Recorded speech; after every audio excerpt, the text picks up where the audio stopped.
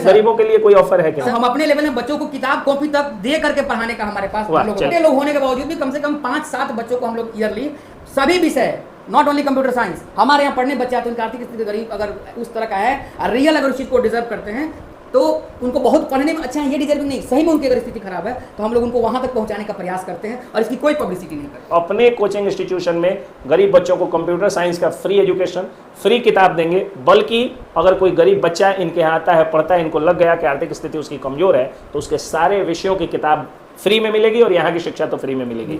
बाकी जगहों की पढ़ाई की फीस भी मैं ही दूंगा, मैं दिया हूँ, मैं देता हूँ, तो और इसके लिए कोई पब्लिसिटी भी नहीं करता। ये कि बड़े बड़े बीएड कॉलेज के प्रोफेसर जो टीचर्स के टीचर्स होते हैं, वो लोग सर से जो है वो आकर के एजुकेशन लिए, तो बहुत अच्छा इंस्टीट्यूशन है।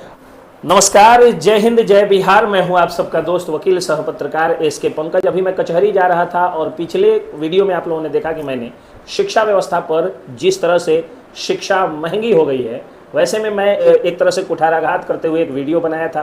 तो आप लोगों ने पूछा कि ठीक है, ये समस्याएं तो आप गिनाएं, इसका सॉल्यूशन क्या है। उसी सॉल्यूशन की तरफ एक कदम बढ़ाने के लिए मैं एक ऐसे इंस्टीट्यूशन में आया हूँ जो कंप्यूटर का इंस्टीट्यूट है, जो सीडेक एशिया के नाम से इंस्टीट्यूट है।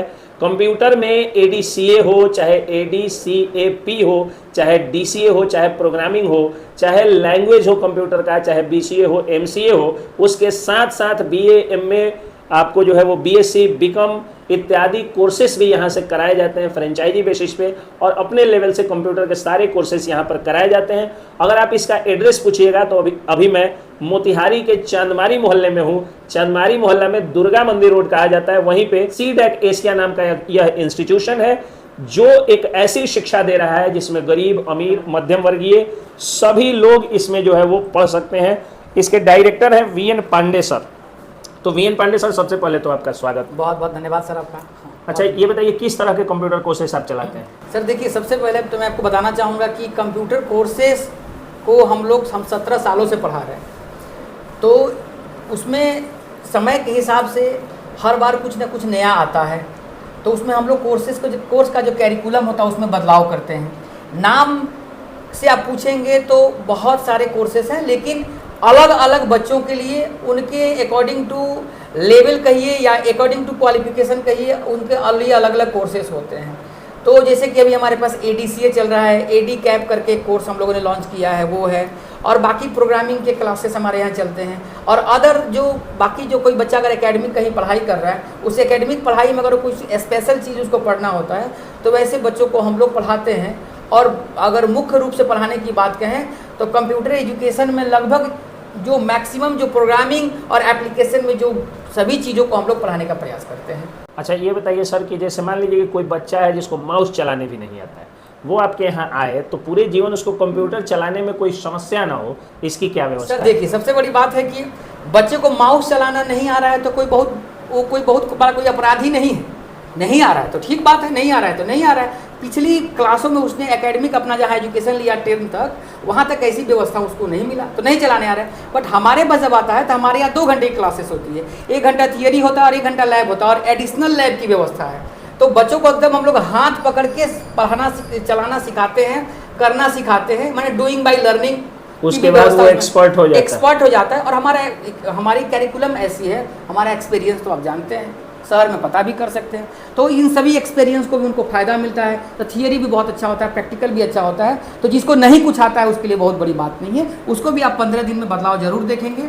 और हमें लगता है कि अपने पूरा कोर्स पूरा करते करते करते वो उस विषय का अपने लेवल में एक्सपर्ट जरूर बन जाता है। मैं अपनी लेवल की बात कर रहा हूँ, मैं ये नहीं कर रहा हूँ उस तमाम चीज़ों का, क्योंकि बहुत बड़ा फील्ड है। जितना वो पढ़ता है उतना क्षेत्र में एक्सपर्ट बन जाता है, क्योंकि एजुकेशन के ऊपर हम लोग का फोकस है और इसके अलावा कोई दूसरा काम नहीं है। तो इसी पर हम लोग का दिन रात R&D चलता रहता है, तो कोई दिक्कत इसमें नहीं। चलिए, अब ये बताइए कि कंप्यूटर पढ़ना या कंप्यूटर साइंस का एजुकेशन लेना क्यों जरूरी है? सर देखिए, कंप्यूटर साइंस का एजुकेशन ये बहुत बड़ा सवाल है। जल्दी से बहुत जल्दी में इसको जवाब बहुत जल्दी में इसका जवाब देने शायद पूरा नहीं हो पाएगा। कंप्यूटर एजुकेशन तो इसलिए आवश्यक है कि मैं एक बात कहता हूँ कि अगर आप कंप्यूटर के क्षेत्र में जाना है तो कंप्यूटर एजुकेशन चाहिए, लेकिन अब क्षेत्र में नहीं जाना है तो भी कंप्यूटर एजुकेशन चाहिए, क्योंकि कंप्यूटर एजुकेशन आपका एक माध्यम हो गया है दूसरी एजुकेशन को पाने का। जैसे आप अंग्रेजी के विद्वान हैं तो इंग्लिश एक भाषा, एक मीडियम है, इसी तरह से कंप्यूटर एक रिसोर्सेस है। वो एक संसाधन है, उस संसाधन के माध्यम से आप कहीं और पहुंच सकते हैं। मतलब कह सकते हैं कि लाइफ का वे ऑफ ट्रांसपोर्टेशन है, जिसके माध्यम से आप कहीं और पहुंच सकते हैं। इसकी अपने भी बहुत बड़ी क्षेत्र है, वहाँ जाना है तो इट्स वेरी नाइस, उस क्षेत्र में नहीं भी जाना है, किसी भी क्षेत्र में जाना है तो इतना तो पढ़ना ही पढ़ना है। अब कहाँ वो ज़माना रहा सर कि आज का काम आज से 15 दिन बाद होता है। अब तो रियल टाइम वर्क का ज़माना है, रियल टाइम रिपोर्टिंग का ज़माना है, रियल टाइम बातों का ज़माना है। आप ही तो कहते हैं कि ये जो प्रिंट मीडिया का ज़माना समाप्त नहीं हो गया, अखबारों का ज़माना समाप्त नहीं हो गया। अब कौन 24 घंटा बाद खबर देखता है? अब तो आपका जो अखबारों का आपने जो 3 काम बताया था वो 3 काम ही रह गया है। तो अब डिजिटल मीडिया के ज़माना में डिजिटल एजुकेशन के ऊपर फोकस करना ही सर, डिजिटल मीडिया और डिजिटल एजुकेशन के लिए कंप्यूटर जरूरी है। हाँ। बच्चों को आप सिखा सकते हैं, अगर माउस नहीं चलाना है तो वहाँ से लेकर बिल्कुल वहीं से कंप्यूटर का विद्वान एकदम कोई दिक्कत नहीं। प्रौढ़ों को, बुजुर्गों को या हम लोग जैसे युवा को, मतलब जो न भूतपूर्व युवा है न भावी जो है बुजुर्ग हैं, यानी जो बाल बच्चेदार लोग हैं, ऐसे लोग जो नौकरी पेशे में हैं, उनको कैसे आप सिखा पाएं? 3-4 सवाल आपने किया।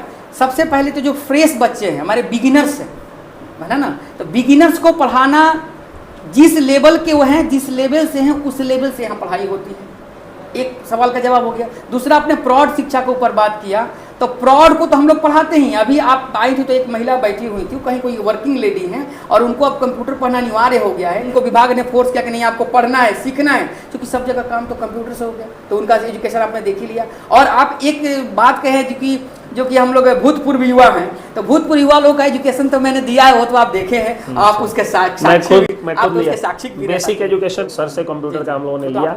और केवल हम लोग नहीं बल्कि बड़े बड़े बीएड कॉलेज के प्रोफेसर जो टीचर्स के टीचर्स होते हैं, वो लोग सर से जो है वो आकर के एजुकेशन लिए। तो बहुत अच्छा इंस्टीट्यूशन है। और हम अंत में यही अपील करेंगे कि गरीब बच्चों को सर जितना कम से कम हो सके उतना फीस लीजिएगा। जो आवश्यक, जो जरूरतमंद लोग हैं उनको आप एजुकेशन देने के पॉइंट ऑफ व्यू से ये सर, मैं आपको एक छोटी सी बात इसमें जोड़ना चाहूँगा। सर, कहने का अर्थ है कि जिस समाज में आपने जन्म लिया उसी समाज में आपको अंतिम में जाना है। तो हम लोग जो भी काम करते हैं समाज के लिए ही करते हैं। उसमें हमारी भी अपनी स्वार्थ होती है कि हमारी भी अपनी जीविकोपार्जन करना है, हमें भी अपने जीवन को चलाना है। जीविकोपार्जन के अलावा पुण्य का काम या जन कल्याणकारी काम करिएगा सर। मेरा वो तो करते रहते हैं सर। और बच्चों को हम अपने लेवल में, गरीबों के लिए कोई ऑफर है कि नहीं? सर मैं बता रहा हूँ, हम अपने लेवल में बच्चों को किताब कॉपी तक दे करके पढ़ाने का हमारे पास।